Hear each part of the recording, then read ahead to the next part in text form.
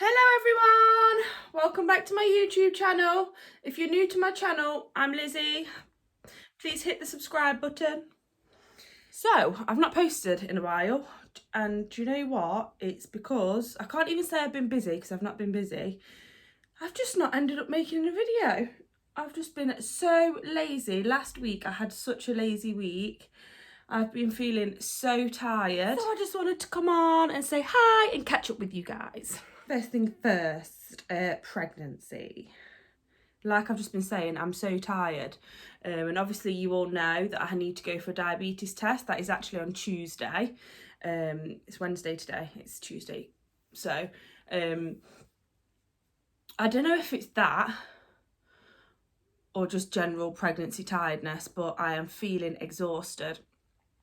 I have been waking up in the night. I was waking up like 4 or 5 times, and then it went to like a few days ago I've been waking up 8 or 9 times a night, and it's just 4 of them are for like a wee, and then the other times I'm just up and I'm lying there in bed like I've got insomnia, and it is driving me so I'm hoping that goes soon. Last night I was up 3 times, but they were all to wee. I was waking up and not being able to get back to sleep, and it was even harder, but I'm able to get back to sleep now. I think it's just the whole thing of, at this stage, I'm 31 weeks, I'm uncomfortable, I'm obviously quite big. Oh, you've not, let me just show you my bump. I've got my dressing gown on and I'm in my scruffs because I'm not doing anything today.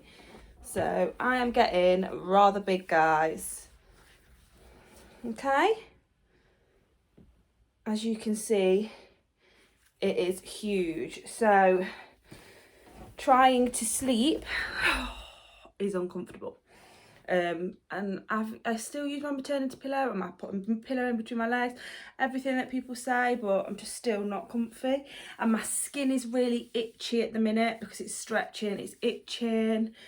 My reflux isn't as bad as it was before. That's actually died down a bit now, touch wood. And that's not too bad, so that's not keeping me awake or anything. I think it is just the fact of being uncomfortable. So like I say, I've got my glucose test on Tuesday. At first I was thinking, do you know, if that comes back and it's positive, I think I'd be really surprised. But how I've been feeling over the past few weeks, I wouldn't be surprised. Also, quick story time. Went for a walk at the weekend, I can't remember what day, I think it was Sunday. And there's a canal just near me. So decided to go for a little walk. I always walk around the canal way. Penelope, she'd gone out with a walk with my mum, and I thought, oh, it'll give me, put my headphones on, you know, get out, get some fresh air. Anyway, started walking, and I started to get this pain in my lower stomach. I thought, oh, what's that? Anyway, I didn't think anything of it. And I was walking down the canal and I went dizzy and I nearly fell in the canal. And it was honest, to you lot, you'll probably be like, oh, you need to be careful. But it was so funny because I thought, all I could think about was, oh my God, if there was people behind me or something saw me just fall in there. I can swim, I'd have been okay, but it'd have just been something on the news like pregnant woman found in lake in canal trying to get out or something, because I probably wouldn't have been able to get out. But yeah, so then anyway, carried on, and this pain carried on, and it kind of felt like when you've got a really full bladder and someone's like leaning on it and it hurts. And I thought, oh, and it just wouldn't go. Anyway, I'm pregnant. It's an excuse to just wee anywhere, isn't it? Well, I'd do it anyway, but so I went and tried behind a bush, went and tried to have a wee. Took me about 5 minutes to get back up. Turns out, didn't need a wee. So carried on walking, and this pain just was there. It was just constant, and because it was constant, that's what worried me. If it was like on and off, I was like, oh, it's probably just Braxton Hicks or something like that. So I rang Jake, and Jake was working at the house, and he's like, right, where are you? And I was like, well, I'm on the canal. And he was like, right, whereabouts? And I was trying to explain it to him. Basically, he couldn't get the car to where I was, so I had to carry on walking a bit, and then he came down to meet me. And he was like, right, as soon as you get home, you need to ring your midwife, blah, blah, blah, because normally I'd just shrug it off. But because it did really hurt, I did ring my midwife. In between this, I rang my best friend and was like, Carla, I've got these pains, I'm not really sure what it is, having a bit of a meltdown. And she was like, don't panic, ring your midwife. Anyway, rang my midwife said it's probably just muscular, you've probably pulled a muscle.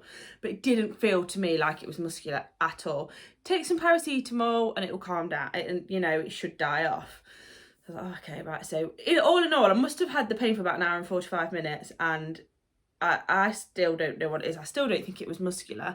I don't know if it was like baby trying to move to get him to position or what. I have not got a clue. But the paracetamol worked and it did end up dying off, and I didn't have and I've had a few pains since then, but like I say, I think it is just her maybe getting into position, hopefully moving around, going head down, because I'm hoping she's not going to be breaching my 36 weeks appointment, but we shall see.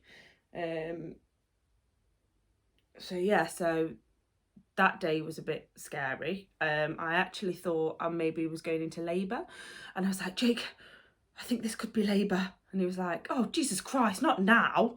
And I think he's just like, I just need a little bit longer.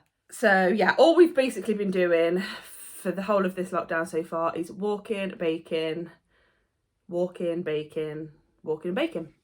There's nothing much really else we can do. So that's all I've been trying to do really, to keep active. I'm starting to struggle with it a bit now actually. It's getting harder. It just feels like it's never going to end, which I know it will, but it's just hard, isn't it? It's hard on everybody. So hopefully everybody's keeping okay through it. I have also been doing a lot of TikToks. Become obsessed with it. I became obsessed with it in the first lockdown, and I'm even more obsessed now. So if none of you follow me on TikTok, my link's in my bio, so go and have a look and have a follow. It's just me making a massive idiot of myself all the time. But the other subject I wanted to talk about today was a subject no one really ever wants to talk about, no one really likes talking about, we don't talk about, we keep it quiet, we don't talk about feelings. So I wanted to just talk a bit about depression, purely because it's in a situation like this, we're in a lockdown, you know, especially if you're pregnant, you've got a lot of hormones going through your body, and it really does change things a lot. It's really, really hard. And I wanted to like talk about my experience that I have with it, because I'm one of these people who's really like bubbly and loud, and I've had a lot of people say it to me before, when you get into like deep conversations with people, and I've ended up saying, yeah, I suffer with my mental health, you know, I get depressed, blah blah blah. They've been like, God, I would never expect you to. And it's always it's not always, obviously, a lot of people suffer it, but there is a lot of people that are very like me, that don't show things on the outside, who are probably struggling. And there's a lot of people that are probably at home and thinking they don't want to talk to people about it, and it's just the worst thing you can do. I've always struggled, I think, from quite a young age really. I think I've struggled with my mental health, and I just think it's just one of these things where people need to be able to talk about it. And it's normal now. It's normal for people to feel like it. More and more people feel like it. And it does seem that more and more people feel like it recently, but it's not. I just think it's more accepted now, and people aren't as shy to talk about it or anything. So obviously with me being pregnant, your hormones are worse, and this channel is about my pregnancy and my life and stuff like that, and this is part of my life. It's something that I deal with on a day-to-day basis, and I wanted to talk about it, especially for any other pregnant mums out there who are maybe struggling and want to talk to someone about it, or just know that somebody else is going through it and how they feel. So like I say, mine started off at quite a young, like a lot of I was a younger age really, and I think when you're young you don't really understand it and you don't really know how to deal with it. So a few things happened in my life, which it's what people do. It is what it happens, you know. You lose a grandparent, I saw my mum go through a really hard time losing her best friend, and that for me was really hard, because even though at the time I wasn't close to my mum, I'm really close to my mum now, it was hard to see her. And it was really like, she has got friends, but it was her best friend and it was her closest friend, and it was really kind of like her only friend kind of thing, because her other friends were friends but she didn't see them or anything, and it was really hard to see my mum go through that. So that I really struggled with that. Yeah, my granddad dying I really struggled with, which on the outside to other people I don't think people would have thought I struggled with it because of how I act. You know, the next day I got up, went to school and stuff like that, and I just think then a few years later when it happened with my mum's best friend, I was trying to kind of be strong for her, and you just don't realise, and you know, you deal with it in different ways. Everybody deals with it in different ways, but at that time I did go to the doctors and I ended up having counselling. So I had counselling over the phone, and I did, you know, I looked into what other options there were, and at the time I didn't want to go on tablets because I'd heard really bad things about people being on tablets and not being able to come off them and being dependent on them or trying to come off them and really bad things happening, which now from my experience looking back, you know, you've got to do what's right for you at the time, and if you understand it properly, you know, depression, mental health, it's a chemical imbalance in your brain, and those tablets are helping you.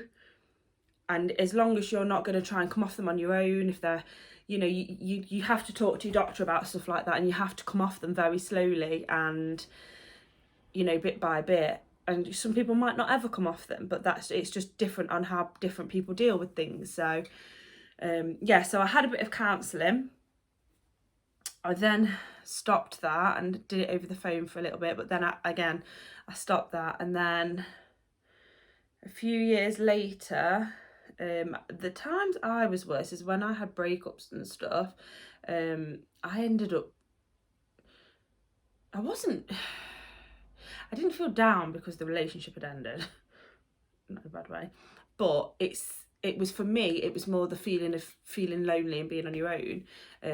So it all triggered from other things, but then it, you know, it came round at the kind of the same time of things happening. And for me at the time, my way of coping with it was going out and spending money I didn't have. So I had a credit card, and then I had loans and stuff, and that is how I ended up getting into quite a bit of debt. Because that would just make me feel better. If you ask any of the girls, they're like, God, you're always buying clothes and stuff. Like, now I don't. Like, I'm really, really strict with myself now because of being in that debt and knowing how it felt, because then that was always in the back of my mind. It was always there, and that would then play on my depression as well, because I'd have that in my back of my mind thinking, I've got to pay this money off, I'm in debt, and I was always worried. I wouldn't want to tell my parents. My mum would have gone mad. Oh my God, I hope she's not watching this video. So yeah, at the time, that is how I coped with it. But I think it came to, I went on my tablets with, I got really, really down when I found out I was pregnant last time with Penelope. Not because I'd found out I was pregnant, it was because me and Jake had obviously only been together for a very short time. We barely knew each other. And it was a lot. I was living at home, he was living at home, we had no money between us, I had no savings, I was in debt, which obviously I couldn't tell my mum because I thought she would go mad. So I was dealing with all of these things, and the hormones as well, it was even worse. So yeah, so I ended up being really, really bad, and Jake ended up saying to me, you need to go to the doctors. So I went to the doctors, and I was in a bit of a daze at the time. I remember going and talking to her that it was the same doctor, and I said I want to go on tablets, and she said to me, but you've refused them before, Elizabeth, why do you want to go on them? And I said, if you don't give them to me, I won't be here. So I would, you know, because I really genuinely felt I couldn't deal with stuff at that time, because I felt like I'd got so much pressure on me. I didn't know how to deal with it. Like, I really, really did feel awful. So I ended up going on tablets, and I kept on them through my pregnancy. Like I said, I didn't have the happiest of pregnancies or anything like that. I did really struggle with my mental health. I feel really sorry for Jake because I was an absolute cowbag to him. But again, it wasn't me. It was the fact that I didn't know how to deal with what was going off. But previous to getting pregnant with Penelope, I had a stage where I felt really bad, and I was driving in my car and I ended up having to pull over because I just felt awful. And I thought, if I don't stop this car, I'll end up doing something silly. So I pulled over and had to sit there for about half an hour, just in the car crying because I just felt so awful. And it's not, for me, I was really, it used to annoy me because I used to be so annoyed because I used to think so many more people are so much worse off. There's so many people out there that are so much worse off, that are dying, that are sick, that have got, you know, no parents, that have got just anything. And that was all I could think about. And I felt so selfish for feeling the way I did when I had quite a good life, when there's all these other people out there that just getting on with life. But you can't think of it like that because, again, it's a mental illness, it's a health illness, it's in your brain and you can't help it. So yeah, I did. So, but then, yeah, going back to them, pregnancy, stayed on my tablets, and I always said I didn't want to stay on them. I would like to have come off them. So I had Penelope, and I think I was on them for about 6 months after, and then I think I completely came off them slowly. I was on quite a high dose, so I did slowly bring them down, and then I also came off my pill.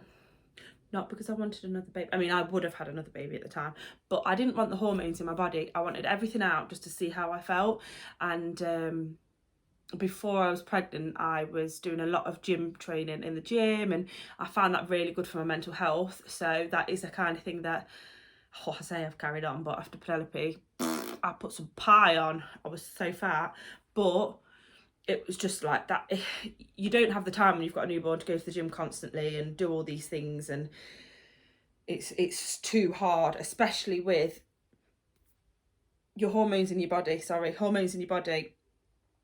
You're feeling tired, you're gonna feel crap, and you want to go to the gym and stuff, but you just don't have the time. That baby needs you, and that's that. So I got out, I went out on walks, which I still do now quite a lot, and just stuff like that, until I could get back to going to the gym. Got back in the gym, that made me feel a lot better, and now there's things that I can do that make me feel better. So like last week I had a bit of a rubbish week. I just had no motivation. This is how I end up feeling. I have no motivation. I don't want to get out of bed. I make myself get out of bed. I have Penelope, but I don't want to get out of bed. I'm just tired all the time. But again, pregnant, so I'm tired. But you know, last week I didn't go out and walk, which I should have done. But I didn't let myself get really down or anything like that. I just tidied up around the house and stuff. But there's only so much you can do when you're pregnant, so that's why I went out on the walk on Sunday, just to try and clear my head and make me feel a bit better. And I do find walking is such a good thing, because normally if I feel like that, I just text one of my friends. I won't probably tell them that I feel down or anything. I'll just be like, what are you doing? Normally be like, what are you doing? Do you want to go for a pint? Obviously I can't. Well, I can't drink anyway, and alcohol's probably one of the worst things anyway, but it gets me out of the house. I talk to them, and like I say, it won't be over anything in particular. I just start to feel it, and that's it. So I'm not on anything at the minute now. I'm not on any tablets or anything like that. I've just learned to deal with it. And I'm not saying I would ever not go back on them. If I felt like that, then I would. And you can get postnatal depression. So this is another thing a lot of women get scared of, is feeling really bad after having a baby. So all I can say, if this is your first baby, and after that baby you feel really low and really down, make sure you talk to someone.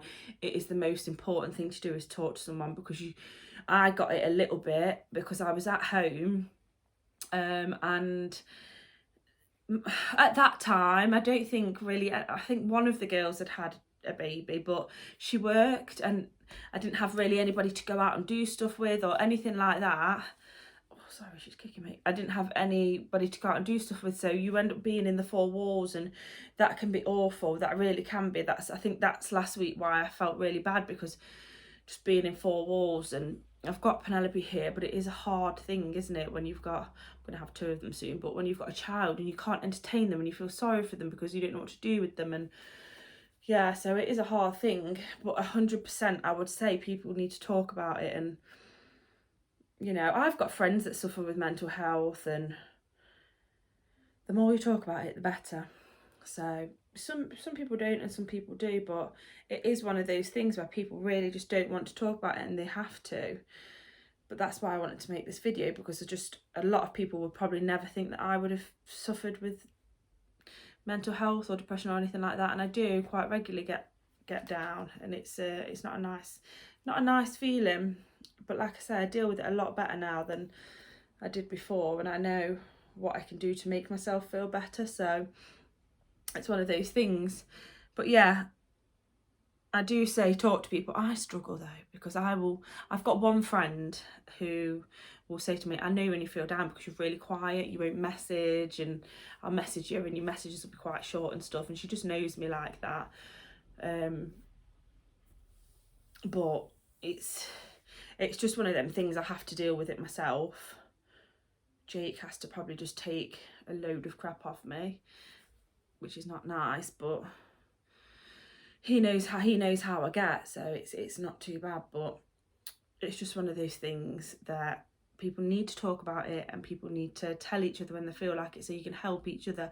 Because the thing is, you talk to someone that, you know, that person might be feeling the same or have the same experiences and think, God, I never thought they would be like that. So then it gets you talking, and it's just not talked about enough anymore, ever. And it really should be, especially in situations like this when we're really stuck in the house and not being able to go out and do anything, because that's the best thing, is to get out and socialise. It feeling really low and down, it makes you not want to socialise, it makes you not want to see people. But that's the worst thing, to stop yourself doing it, because as soon as you get out and you get with people, you feel so much better. Staying in is just, it's just the worst thing you can do. That's why before I had Penelope, I got really into the gym. Like, I got a bit, not obsessed with it, like I didn't have any problem, but the gym was something that I did, so I went morning and night.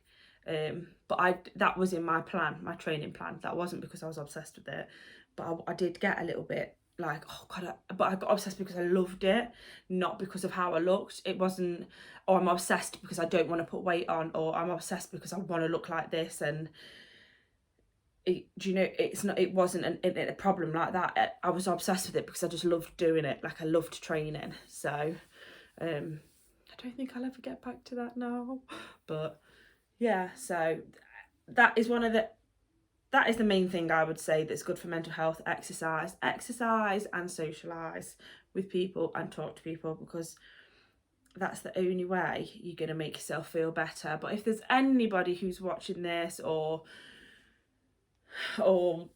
I don't know, follows me on anything or anything like that, and you want to talk, and you've got me on Instagram or TikTok or here, you know, anyone can always send me a message. And like I say, any mums that want someone to talk to, who have been feeling like it through the pregnancy but don't want to say anything, or, you know, after their pregnancy and they don't want to say anything, they don't want to talk to people, you know, I could be that person you could talk to, and it doesn't go, I wouldn't talk to anybody else about it. It's just about having someone there to be able to talk to, who can relate to you and feel like you do.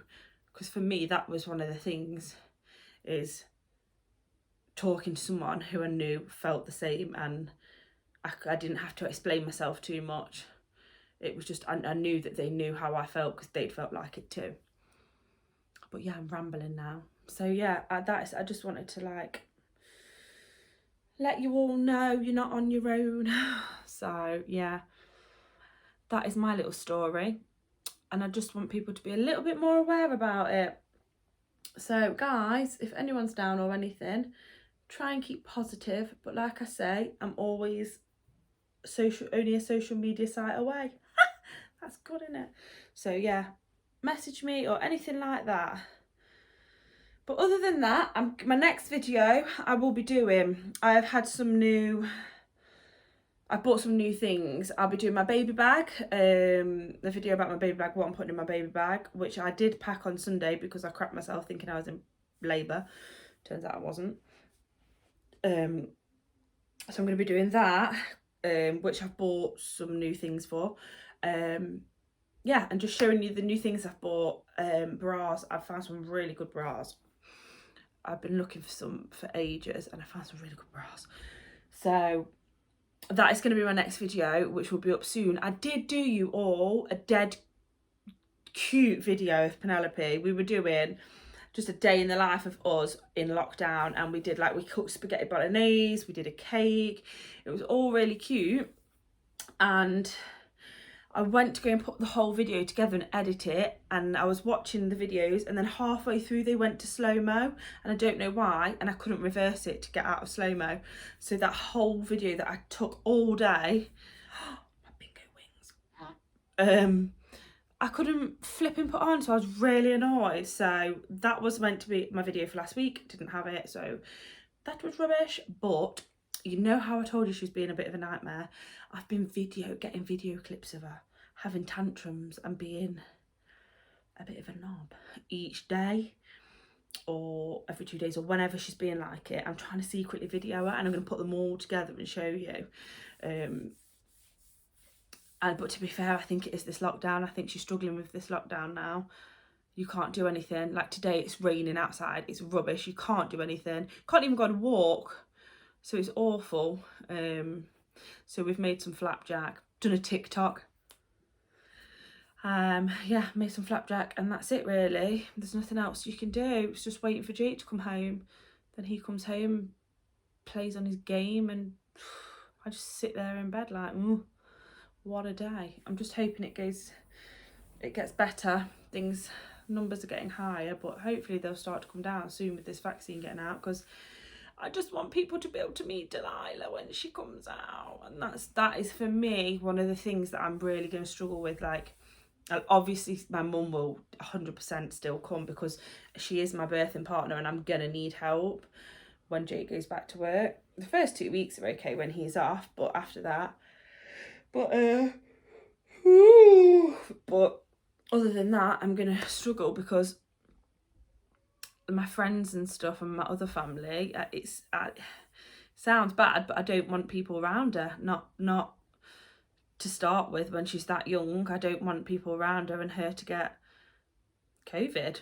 So I'm just gonna be a little recluse for 2 weeks on top of this friggin' lockdown. So it's gonna kill me, but you've just got to do what's best for you and baby. But I'm rambling. Anyway, guys, thanks for coming. Please subscribe to my channel if you like it, and leave me a like on my video. And I shall see you soon for more.